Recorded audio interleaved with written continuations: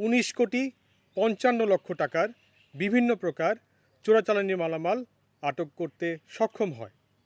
খাগড়াছড়িতে বিজিবির সীমান্ত নিরাপত্তা নিশ্চিতের পাশাপাশি কঠোর নজরদারি ও টহল জোরদার করা হয়েছে।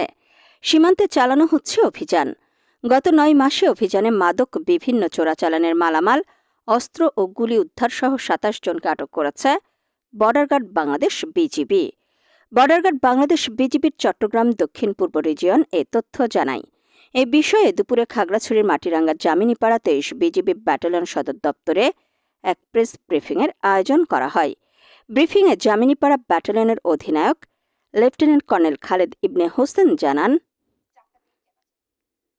সীমান্তের নিরাপত্তা নিশ্চিতের পাশাপাশি কঠোর নজরদারি ও সক্রিয় টহলের মাধ্যমে গত 9 মাস সফল অভিযান পরিচালনার মাধ্যমে 27 জন আসামি